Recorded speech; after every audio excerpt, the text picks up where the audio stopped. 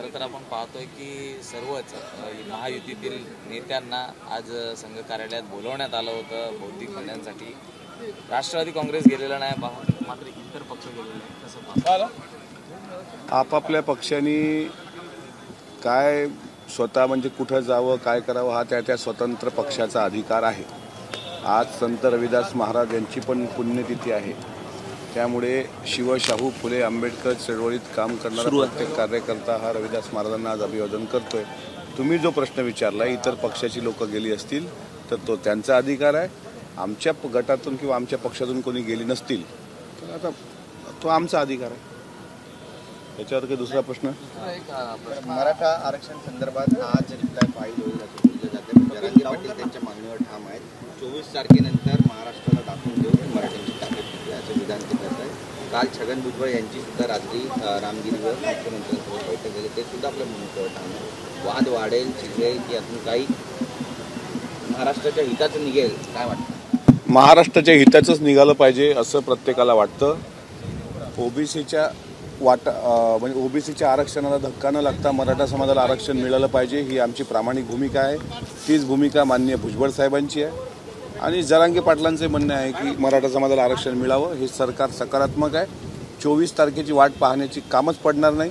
24 तारखेच्या आत मराठा समाजाला हे सरकार न्याय देणार। आरक्षणासाठी निहाय जनगणनेला सर्वांची प्रामुख्याने मागणी आहे, मात्र त्याला भाजपचा विरोध असतो, संघाचा विरोध असल्याचं कळतंय। कसं पाहता? संघाने किंवा भाजपने त्याला विरोध करण्याची काही आवश्यकताच नाही। जातीनिहाय जनगणना झालीच पाहिजे, ती नेहरूंच्या काळात पण होत होती आणि नितीश कुमारांनी त्याची अंमलबजावणी केली। त्यामुळं महाराष्ट्रात जर जातीनिहाय जनगणना झाली तर कोणाचं म्हणजे कोणाची किती भागीदारी आहे त्या प्रमाणात त्या आरक्षणाचा तिढा सुटेल, म्हणून भाजपने विरोधासाठी विरोध करू नये। संघाने जातीनिहाय जनगणनेसाठी त्यांनी आम्हाला पाठबळ द्यावं एवढंच मी म्हणू शकतो। आपली आणि उद्धव ठाकरेंची काल भेट झाली होती विधान भवन परिसरामध्ये, नेमकं काय चर्चा झाली होती? गुपित चांगला प्रश्न विचारला, चर्चेमध्ये संपूर्ण महाराष्ट्रावर चांगला प्रश्न विचारला। उद्धव साहेब हे शेवटी महाराष्ट्राचे एक मोठे नेते आहेत, माजी मुख्यमंत्री आहेत, बाळासाहेबांचे ते चिरंजीव आहेत, त्यामुळे त्यांचा एक मान सन्मान आहेच, म्हणून त्यांना मी नमस्कार केला। त्यांनी काही महत्त्वाच्या गोष्टी सांगितल्या, पण ती गोष्ट मी महत्त्वाच्या गोष्टी प्रकट करत नसतात असा एक राजशिष्टाचार आहे। तुम्ही हा जरी प्रश्न विचारला असेल तरी उद्धव साहेबांनी माझ्याशी जो संवाद केला तो आपुलकीचा संवाद होता, तो वैयक्तिक संवाद होता। महायुतीत कसं राहावं याचा कानमंत्र त्यांनी दिलाय का?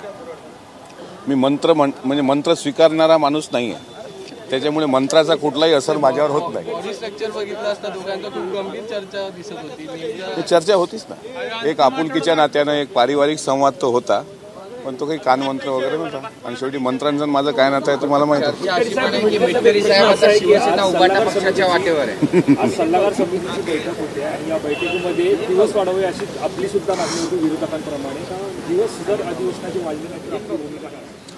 हे बघा, दिवस वाढवण्याची मागणी कशा करताय की शेतकऱ्यांच्या प्रश्नाला न्याय भेटला पाहिजे। आज त्याचा काल वरच्या सभागृहामध्ये मुख्यमंत्र्यांनी शेतकऱ्यांसाठी काय काय भरीव मदत तरतूद केलेली आहे ते काल त्यांच्या भाषणात सांगितलं। आज आमच्या सभागृहात सुद्धा त्याची उत्तरं मिळतील। उत्तरं जर समाधानकारक मिळाले, शेतकऱ्याच्या कर्जमाफीचा लाभ शेतकऱ्यांना जर मिळाला, न्याय मिळाला, तर मग वरच्या पातळीवर ठरेल कामकाज सल्लागार समितीमध्ये। पण आरक्षणाचा कालावधी या सरकारने पूर्ण करावा अशी माझी मागणी आहे आणि त्या मागणीवर मी ठाम आहे।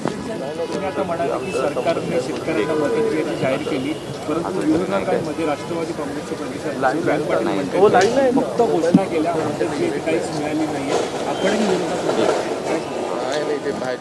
जयंत पाटील साहेब वरिष्ठ नेते आहेत, त्यांचं म्हणणं साहजिक आहे, सध्या ते विरोधी पक्षात आहेत, पण एक गोष्ट हेही आहे की जाहीर करणं आणि त्याची अंमलबजावणी होणं। कारण शेतकरी जाहीर प्रत्येक सरकार मदत करते, पण त्याची तात्काळ अंमलबजावणी झाली पाहिजे, या मताशी दुमत असण्याचं कारण नाही।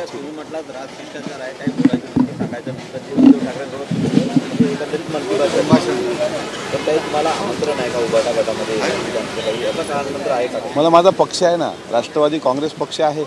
आता परवा बावनकुळे साहेब उद्धव साहेबांना भेटले, मग याचा अर्थ काही बावनकुळे साहेबांना उद्धवजींनी उबाटा गटात बोलावलं असं नाही होत।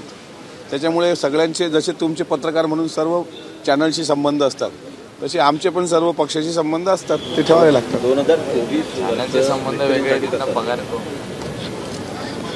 शेतकऱ्यांचा न्यू इयर रेझोल्युशन काय? म्हणजे न्यू इयर नवीन वर्ष वर्ष कसं काय असेल? संकल्प असेल 2024 काय 2024चा संकल्प असेल की अजित अनंतराव पवार महाराष्ट्राचे मुख्यमंत्री असावेत आणि त्याकरता जे काही मेहनत करायचं काम पडेल ते राष्ट्रवादी काँग्रेस पक्ष करेल.